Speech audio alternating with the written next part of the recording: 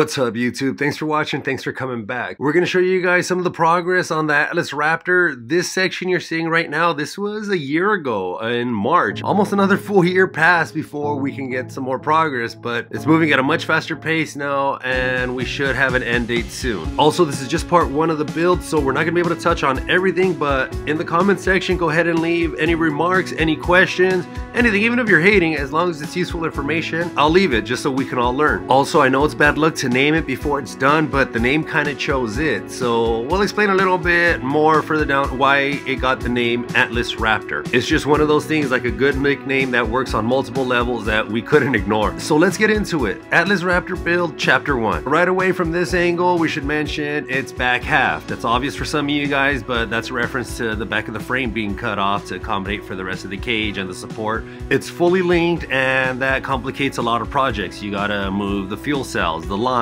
just everything, support, cage, it's a nightmare. First reference to the name, it's made of chromoly steel. I know it's not blue-green Reardon metal, but it is high-end, making it stronger and lighter. It also requires more labor, more time, and more budget. From what I gather, it could be as much as twice the welding. The control arms, axle housing, linkage, everything is made of chromoly. At this stage, however, it was only spot welded in a lot of spots, so you'll see better clips coming up. You'll get a better look at that center pillar later on. To me, it resembles a trailing arm in the back. You'll see those later on too, but it supports the cage in a unique way that allows for extra room in the front and extra room in the back. A lot of sarcastic, air quote, reputable people hate on the center pillar actually of this. They make fun of it a lot, but since it supports the load in a way that benefits the people inside, regardless of criticism, again, it's another reference to the name. And the cage is recessed for concealment, so just like Atlas, you're not burdened by having to see it doing its job. A, B, and C pillars have been cut for a countersunk cage. Industry standard is to weld the cage to the cab so you're not driving an egg slicer in case of an accident, but the aluminum body of the Gen 2 Raptor is part of why this has taken so long. Also, aluminum cab and second gen are both references to the Atlas name. Bear with me. Steering wheel, B plastic pillars, and seats are back in it now.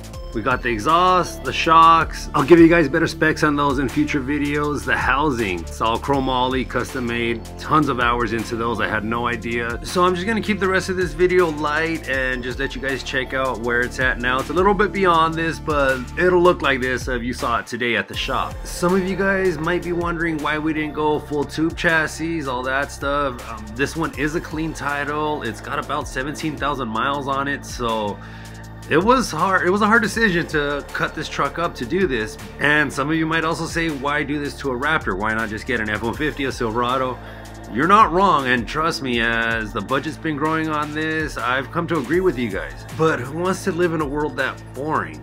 The honest truth is that the people that buy Raptors love their trucks because it's something you can enjoy on the weekend, have fun, off-road hard, and still do all your household and family needs. So to keep it a Raptor, we went out of our way and over budget and time to make sure that it's got proper brakes, a comfortable, luxurious cabin, race seats that are easy to enter and exit thanks to the design of the cage, a non-lit up dashboard. The AC unit will still be serviceable. It's gonna have an airlock so you can drive it on the street, rain or shine, and not chew up those 40-inch race tires. It's got custom hubs with factory wheel sensors, again to avoid the Christmas tree dashboard, and retain all the driver amenities. Heated seats front and back, but most importantly for usability, it's going to have a double-deck usable bed capable of throwing loose tools in the back and whatnot, and also 4x8 sheets on the top level, or bikes or a snowmobile if that's your style. It's going to have high visibility out of the rear, again thanks to the recessed cage. So when all of those elements are added up, you realize it's never gonna be a trophy truck.